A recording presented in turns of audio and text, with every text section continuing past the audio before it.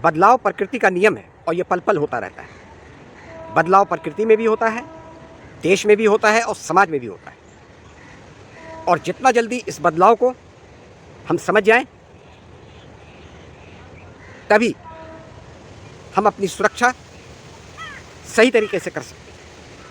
Hello दोस्तों, आदाब, नमस्कार, सत श्री अकाल। मैं हूं आपका दोस्त पानीनी हुसैन। दोस्तों, जिस तरह प्रकृति में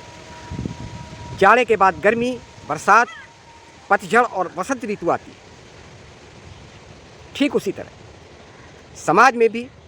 जो पहले हमारा समाज मेल जोल के साथ एक दूसरे से मिलजुल कर रहता था, आज हमारे समाज में पूंजीपतियों के हावी हो जाने के बाद केवल और केवल लोग मेटलिस्टिक हो गए हैं। वो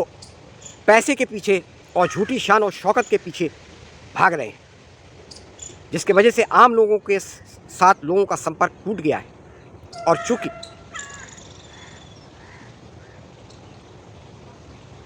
इंफॉर्मेशन एज आ गया है और देश के अंदर पूंजीपति हावी हो गए हैं, इसलिए वो अपने पैसे के बल पर अपने एजेंटों के माध्यम से और टीवी और तमाम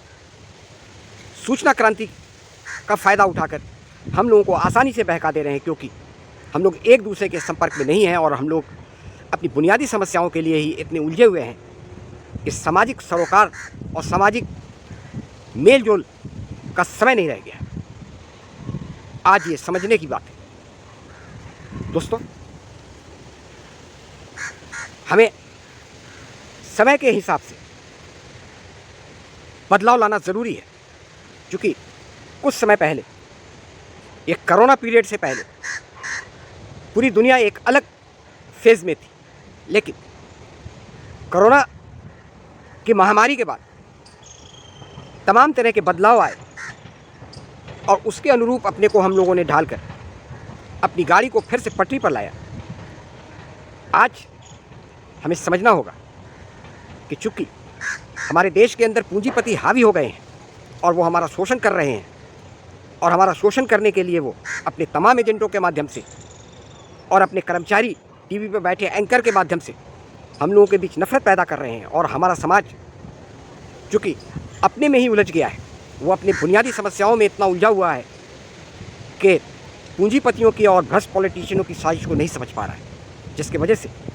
जो धर्म आपको मानवता सिखाता था, इंसानियत सिखाता था, लोगों के साथ प्रेम से रहने के संदेश देता था, उसकी जगह पर हम धर्म के नाम पर ही आपस में एक दूसरे से लड़ने के लिए तैयार हो गए। आज इस बदलाव की स्थिति को हमें समझना होगा और ये पूंजीपतियों की साजिश को समझना होगा, तभी हम जो बीमारी है, ये नफरत की बीमारी, अपने धर्म को ही सर्वश्रेष्ठ समझने और दूसरे को तुच्छ समझने की जो बातें हमारे दिमाग में डाली जा रही हैं, इससे हमें ऊपर उठना होगा। नहीं तो हम लोगों की जो स्थिति हो गई है वो किसी से छिपी नहीं है, और आने वाले जनरेशन की इससे बुरी हालत होगी और पूरे दुनिया के अंदर जो हमारे देश की शान और शौकत थी उस पर भी बट्टा लग सकता है। इसलिए आज ज़रूरत है कि हम सब मिलजुल कर रहें और धर्म के जो बुनियादी संदेश हैं प्यार मोहब्बत से रहने के,